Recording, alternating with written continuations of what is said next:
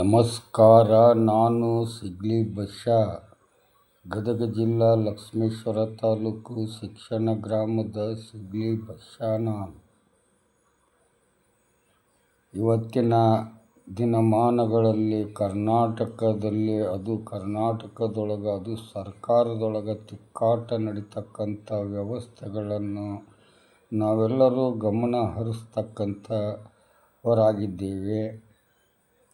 ಇವತ್ತು BJP ಒಳಗೆ R Ashok ಆಗಿರಲಿ, ವಿಜೇಂದ್ರ ಅವರಾಗಿರಲಿ, ಇವರೆಲ್ಲ ಏನು ಹೇಳಿಕೆ ಕೊಡ್ತಾರೆ ಅಂದರೆ ಸಿದ್ದರಾಮಯ್ಯವರು ರಾಜೀನಾಮೆ ಕೊಡ್ತಾರೆ, ಅವರು ಒಂದು ರಾಷ್ಟ್ರೀಯ ಅಧ್ಯಕ್ಷರಾಗಿ ಹೋಗ್ತಾರೆ, ಮುಂದೆ ಇವ್ರನ್ನೆಲ್ಲ ಮಟ್ಟ ಹಾಕ್ಬೋದು ಅಂತ BJPಯವರು ಒಂದು ಸಂತೋಷದ ದಿನಗಳನ್ನು ಕಳೆಯುವಂಥ ಸಂದರ್ಭದಲ್ಲಿ ಅದು ಕೇಂದ್ರ ಸರ್ಕಾರದಿಂದ ಒಂದು ಊಹಾಪೋಹ ಅಥವಾ ಸತ್ಯನೂ ಗೊತ್ತಿಲ್ಲ, ಅದು ಪೂರ್ಣ ಸರ್ವೆ ಆಗಿಲ್ಲ. ಆದರೆ ಕೇಂದ್ರದಿಂದ ರಾಷ್ಟ್ರೀಯ ಅಧ್ಯಕ್ಷರನ್ನಾಗಿ ಮಾಡ್ತೀವಿ ಸಿದ್ದರಾಮಯ್ಯವ್ರನ್ನ ಅಂತನೋ ಅದು ಒಂದು ಒಳ್ಳೆಯ ಖುಷಿನ ತರ್ತಕ್ಕಂಥದ್ದು. ಆದರೆ ಆ ರೀತಿ ಕೇಂದ್ರ ಸರ್ಕಾರದಲ್ಲಿ ಎಂತೆಂಥವ್ರಿಗೆ ಎಂತೆಂಥ ಸ್ಥಾನ ಕೊಟ್ಟು ಮನ್ನಾ ಮುಚ್ಚಿದಂಥ ಇತಿಹಾಸ ಸಿದ್ದರಾಮಯ್ಯವ್ರಿಗೂ ಗೊತ್ತು, ಕರ್ನಾಟಕದ ಪ್ರತಿಯೊಬ್ಬರಿಗೂ ಗೊತ್ತು. ಈ ಒಂದು ವಿಚಾರ ಸಿದ್ದರಾಮಯ್ಯವರು ಅರ್ಥ ಮಾಡ್ಕೊಂಡಿದ್ದಾರೆ. ಕರ್ನಾಟಕದಲ್ಲಿ ಇವತ್ತು ಮಾರು ಗೆದ್ದು ದೇಶ ಗೆಲ್ಲಬೇಕನ್ನೋದು ಛಲ ಎಲ್ಲರಲ್ಲಿ ಇದೆ. ಬಟ್ ಸಿದ್ದರಾಮಯ್ಯವರ ಒಂದು ಆಸೆ ಏನಪ್ಪ ಅಂದರೆ ದೇವರಾಜ ಅರಸರವರಕ್ಕಿಂತ ಒಂದು ದಿನ, ಯಾಕಂದರೆ ಗುರುಕ್ಕಿಂತ ಶಿಷ್ಯ ಒಂದು ದಿನ ಜಾಸ್ತಿ ಬದುಕಲಿ ಅಂತ ಗುರು ಆಶೀರ್ವಾದ ಮಾಡಿರ್ತಾನೆ. ಹಂಗೆ ದೇವರಾಜ ಅರಸರು ಒಂದು ಆಡಳಿತದಕ್ಕಿಂತ ಒಂದು ದಿನ ಜಾಸ್ತಿ ಸಿದ್ದರಾಮಯ್ಯವರು ಆಡಳಿತ ಮಾಡಲಿ ಮುಖ್ಯಮಂತ್ರಿ ಸ್ಥಾನದಲ್ಲಿದ್ದು. ಆಮೇಲೆಗೆ ಈ ಸಿಗ್ಲಿ ಬಶ್ಯನ ಕೇಳ್ತಾನೆ, ಏನಂತ ಕೇಳಬೇಕು. ಆದರೂ ಕೇಳಿದ್ರೂ ಅದು ಆಗಲಾರದ್ದು. ನಾನು ಕೇಳಿದ್ರೂ ಸಿದ್ದರಾಮಯ್ಯವ್ರನ್ನ ಅವ್ರಿಗೆ ಬೇಜಾರು, ನನಗೆ ಸಾಕು ಅನ್ನೋ ಮಟ್ಟನೂ ಅವರು ಈ ಒಂದು ಮುಖ್ಯಮಂತ್ರಿ ಸ್ಥಾನ ಅವರಿಗೆ ಒಲಿದು ಯಾವತ್ತು ಸದಾ ಒಲಿತಾ ಇರುತ್ತೆ. ಇದು ಯಾರೂ ಅಲ್ಲಗಳೆಂಗಿಲ್ಲ. ಯಾಕಂತಂದರೆ ಇಲ್ಲಿ ಯಾಕೆ ಅಲ್ಲಗಳೆಂಗಿಲ್ಲ ಅಂದರೆ ಈ BJPಯವರಿಗೆ ಸ್ವಲ್ಪ ಅರ್ಥ ಮಾಡಿಸ್ಕೊಡ್ತೀನಿ. ಇಲ್ಲೇ DKC ಅವರು ಒಂದು ಕಡೆ, ಈ ಕಡೆ ಪರಮೇಶ್ವರ್ ಅವರು ಒಂದು ಕಡೆ, ಸೆಂಟರ್ ಈ ಒಂದು ಸಿದ್ದರಾಮಯ್ಯವರು ಹಿಂದೆ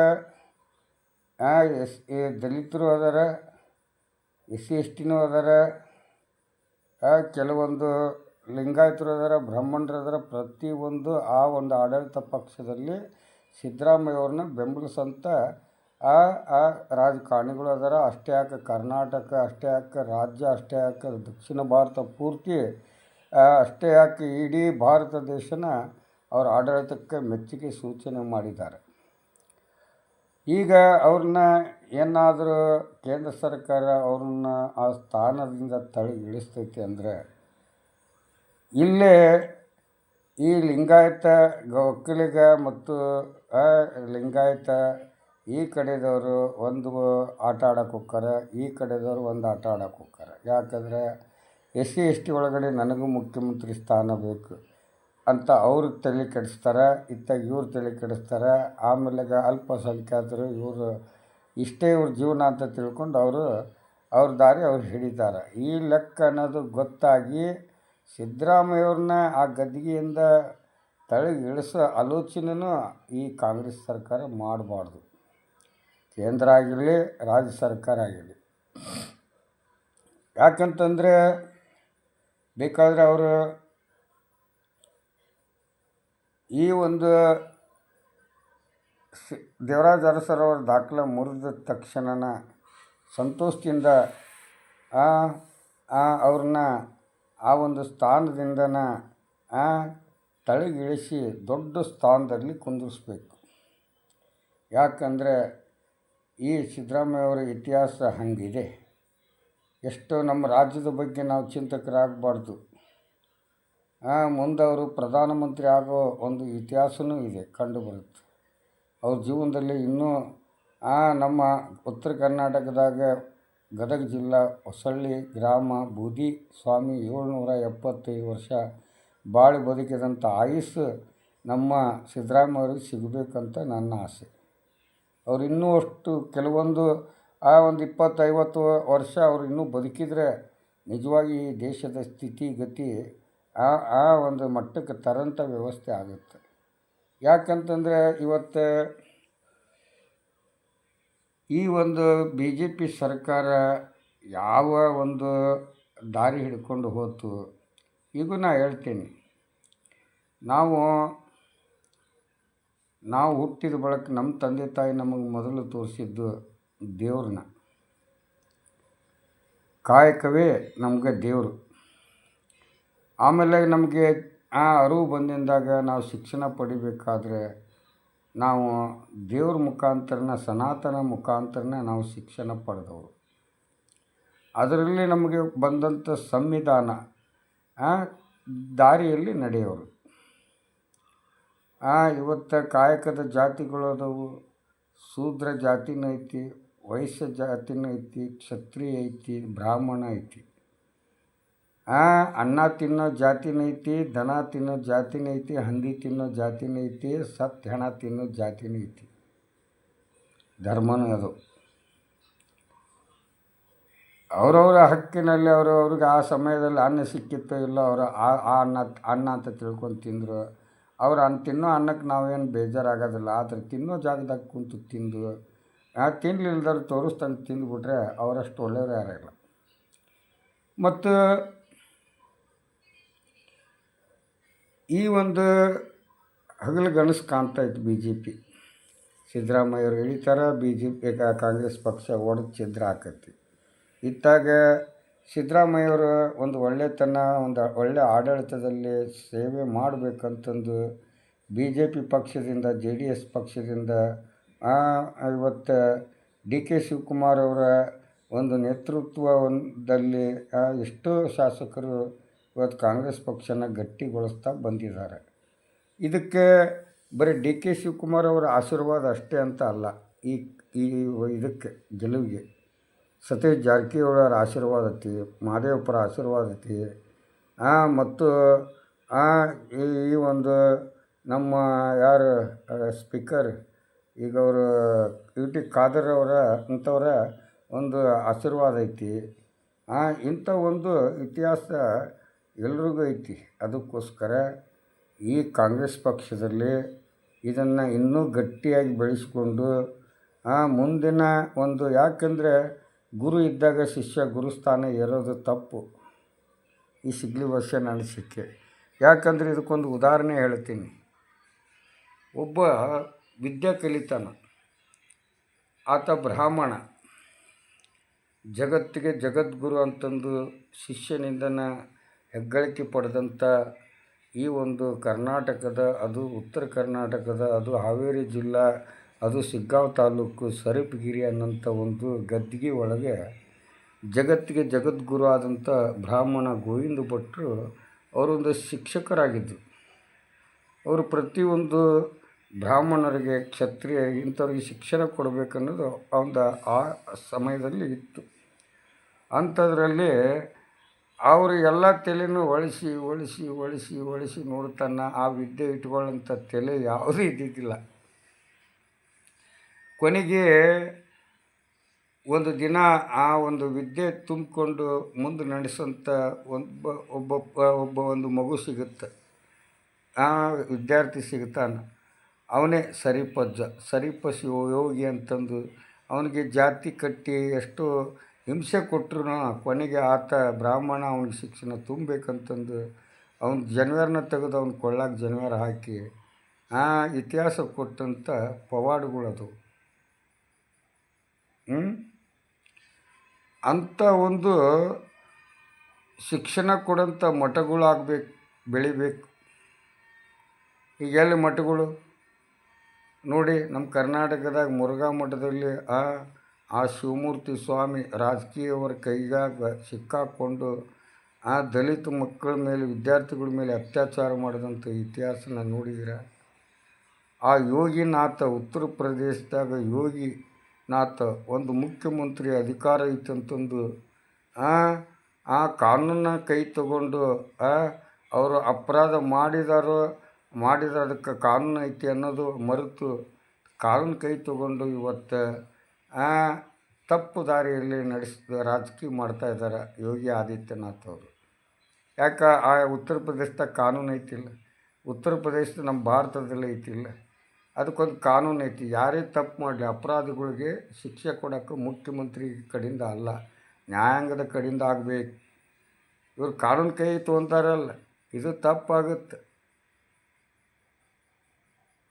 ಆದೇಶ ಮಾಡಿ ಅದಕ್ಕೊಂದು ದೂರು ಕೊಡಿ, ಅದನ್ನು ನಾಶಪಡಿಸಿ ಅಂತಂದು ಕಾನೂನು ಮುಖಾಂತರ ನಾಶಪಡಿಸಿ ಯೋಗಿ ಆದಿತ್ಯನಾಥ್ ಅವರೇ. ಇವತ್ತು ನಿನ್ನ ರಾಜ್ಯದಲ್ಲಿ ನಿಲ್ಲಕ್ಕೆ ಜಾಗ ಇಲ್ಲ. ಎಷ್ಟೋ ರಾಜ್ಯದಲ್ಲಿ ಉತ್ತರ ಪ್ರದೇಶ, ಬಿಹಾರ ಆ ಕಡೆಯಿಂದ ವಲಸೆ ಬಂದು ಎಷ್ಟೋ ರಾಜ್ಯಗಳಲ್ಲಿ ಅನ್ನಕ್ಕೋಸ್ಕರ ಕಷ್ಟಪಟ್ಟು ದುಡಿತಾ ಇದ್ದಾರೆ, ಕ್ರಿಮಿನಲ್ಗಳು ಆಗ್ತಾಯಿದ್ದಾರೆ, ಕೊಲೆಗಳು ಮಾಡ್ತಾಯಿದ್ದಾರೆ, ಅತ್ಯಾಚಾರಗಳು ನಡೀತದವು. ಇವಕ್ಕೆಲ್ಲ ಯಾರನ್ನ ಕೇಳಬೇಕು?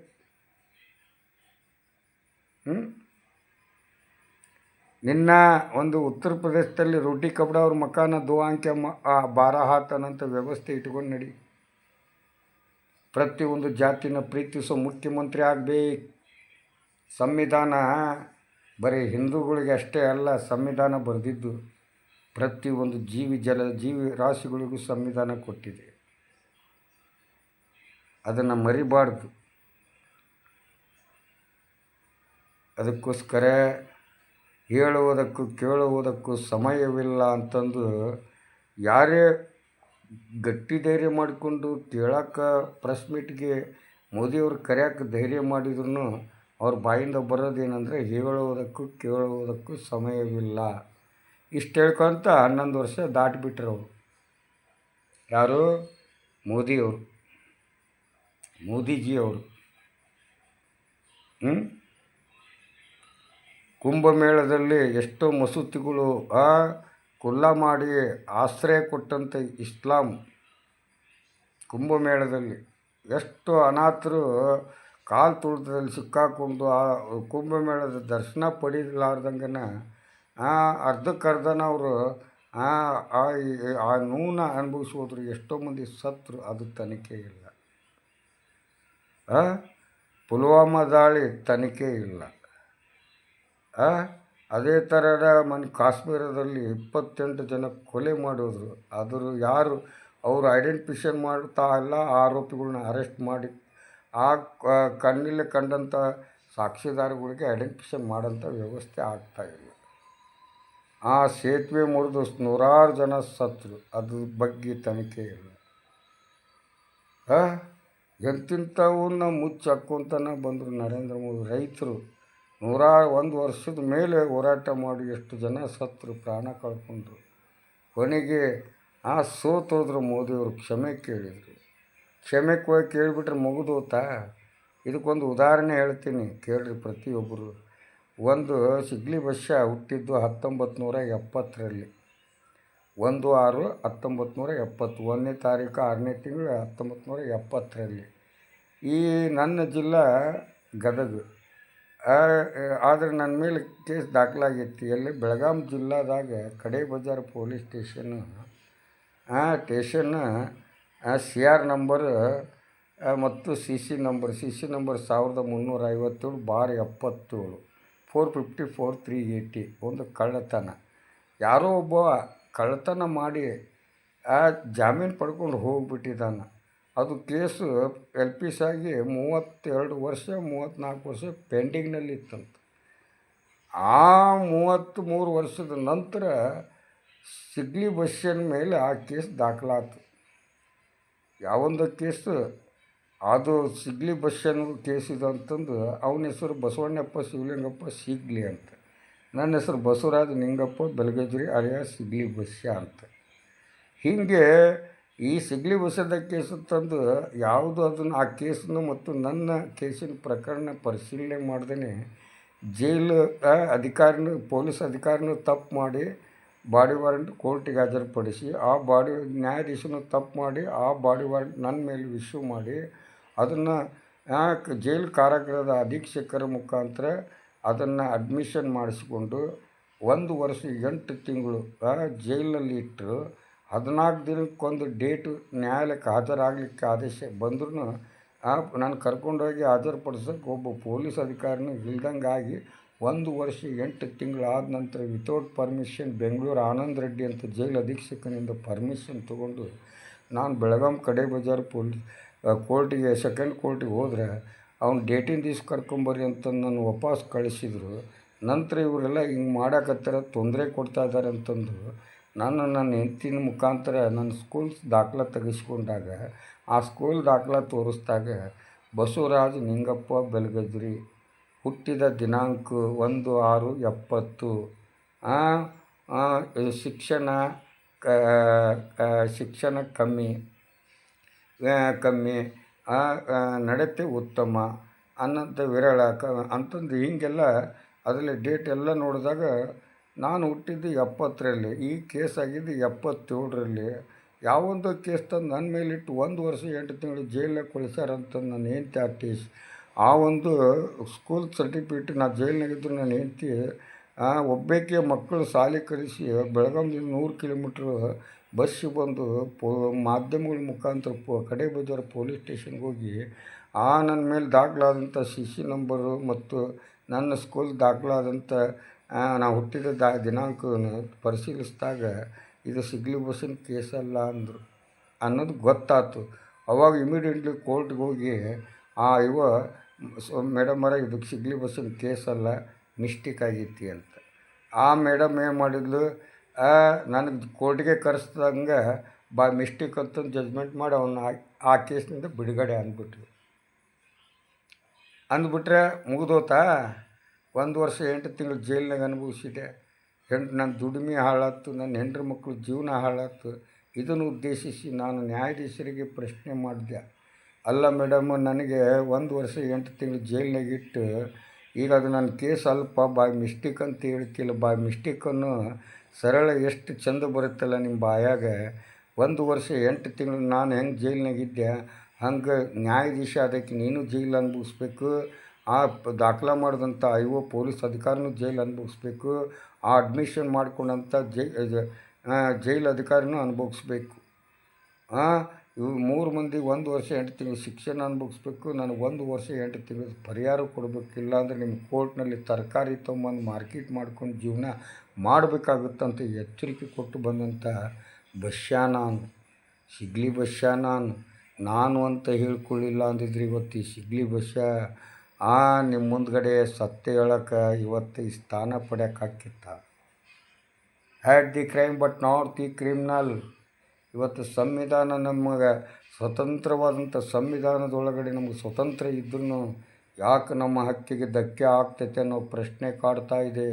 ಇದನ್ನು ಸರ್ಕಾರಕ್ಕೂ ಕೇಳ್ತೀನಿ, ನ್ಯಾಯಾಂಗಕ್ಕೂ ಕೇಳ್ತೀನಿ, ಕಾರ್ಯಾಂಗಕ್ಕೂ ಕೇಳ್ತೀನಿ, ಈ ಮಾಧ್ಯಮಾಂಗಕ್ಕೂ ಕೇಳ್ತೀನಿ, ಈ ಪ್ರಜಾಪ್ರಭುತ್ವಕ್ಕೂ ಕೇಳ್ತೀನಿ. ನೀವು ಯಾಕೆ ಸಿಗ್ಲಿ ಬಸ್ಸನ್ನಂತ ತಲೆ ಇಟ್ಕೊಂಡು ಯಾಕೆ ಇಟಿಟ ಕೋರ್ಟ್, ಇಟಿಟ ಜೈಲು, ಇಟಿಟ ಪೊಲೀಸ್ ಸ್ಟೇಷನ್ ಯಾಕೆ ಮಾಡಬಾರ್ದು? ಶಿಕ್ಷಣನ ಯಾಕೆ ಹೆಚ್ಚಿನ ಸ್ಥಾನದಲ್ಲಿ ತರಬಾರ್ದು?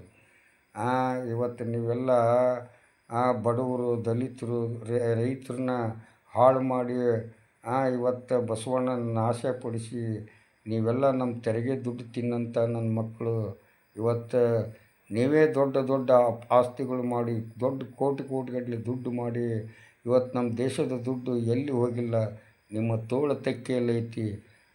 ನೀವೆಂಥ ಮೋಸಗಾರ ಅಂದ್ರೆ ನಮಗಿಂತ ಇವರೇನು ಜಾಣರಲ್ಲ ಅಂತ ತಿಳ್ಕೊಂಡು ನೀವು ಹೆಂಗೆ ಬೇಕಾದಂಗೆ ಆಟ ಆಡ್ತಾನೆ ಬಂದ್ರಿ. ಈಗ ಜನರ ಕೈಯಾಗ ಒಂದೊಂದು ಇಂಟರ್ನೆಟ್ ಇದೆ, ಅವ್ರದ್ದೇ ಆದಂಥ ಒಂದು ವೃತ್ತಿ ಪ್ರವೃತ್ತಿ ಅಳವಡಿಸ್ಕೊಂಡು ಅವರೆಲ್ಲ ಮುಂದಿನ ದಿನಗಳಲ್ಲಿ ನಿಮ್ಮನ್ನು ಯಾವ ರೀತಿ ಹೊರಗೆ ಎಳೆದು ಬಿಸಾಕ್ತಾರೆ ಅನ್ನೋದನ್ನು ಮರಿಬೇಡಿ. ಸಿಗ್ಲಿ ಬಸ್ಯ ನಾನು, ತಪ್ಪಿದ್ರೆ ಕ್ಷಮಿಸಿ. ನನಗೆ ಜಾತಿ ಧರ್ಮ ಭೇದ ಭಾವ ಮೇಲು ಕೀಳು ಏನೂ ಗೊತ್ತಿಲ್ಲ. ನಾನೊಬ್ಬ ಸಾಮಾನ್ಯ ಮಾನವ. ನನಗನ್ಸಿದ್ದನ್ನು ನಾನು ಹೇಳ್ತೀನಿ. ನನ್ನ ಬಗ್ಗೆ ನಾನು ತಲೆ ಕೆಡಿಸ್ಕೊಳ್ಳಲ್ಲ. ಆದರೆ ನಿಮ್ಮ ಬಗ್ಗೆ ನನಗೆ ಭಾಳ ಚಿಂತೆ ಐತಿ. ಯಾಕಂದರೆ ನಿಮ್ಮಲ್ಲಿ ಆಸ್ತಿ ಇರ್ಬೋದು, ದುಡ್ಡು ಇರ್ಬೋದು, ಆದರೆ ನನ್ನ ತಲೆ ಇದೆ. ಈ ತಲೆ ಮುಂದೆ ದರ್ಶನ್ ದುಡ್ಡು ಯಾವ ಲೆಕ್ಕಕ್ಕೆ, ಆ ಜನಾರ್ದನ ರೆಡ್ಡಿ ದುಡ್ಡು ಯಾವ ಲೆಕ್ಕ ನನಗೆ? ದುಡಿಲಾರ್ದ ಜೀವನ ಮಾಡಿ, ಟಿಕೆಟ್ ಇಲ್ದ ಪ್ರಯಾಣ ಮಾಡಿ, ಜೋಳಿಗಿಲ್ದನ್ನ ಹೋಳಿಗೆ ಊಟ ಮಾಡಿ, ಎಲ್ಲ ಲಿಂಗ ಒಂದೇ ಲಿಂಗ, ಆ ಮಹಾಲಿಂಗ ಅಂತ ತಿಳ್ಕೊಂಡು ನಡೆದಾಡೋ ಬಸ್ಯ ನಾನು. ಜನನಿ ಜನ್ಮ ಭೂಮಿ ಅನ್ನೋ ಈ ಹಿಂದುತ್ವದೊಳಗೆ ತಾಯಿ ಗರ್ಭದಿಂದ ಎದೆ ಹಾಲು ಕುಡಿದು ಅಂಬಿಗಾಲೂರು ಎದ್ದು ನಿಂತ್ಕೊಂಡು ಕಣ್ಣು ಬಿಟ್ಟು ನನ್ನ ಕಾಯಕದ ದಾರಿ ನಡ್ಕೊತನ ಹೋಗಿದ್ದೀನಿ. ನನಗೆ ಒಳ್ಳೆಯದಾಗಿದೆ, ನನ್ನ ನಂಬಿದವ್ರಿಗೂ ಒಳ್ಳೆಯದಾಗಲಿ ಅಂತ ನಾನು ಆ ಶಿವನಲ್ಲಿ ಬೇಡ್ಕೊತೀನಿ. ಸಿಗಲಿ ಬಸ್ಯ.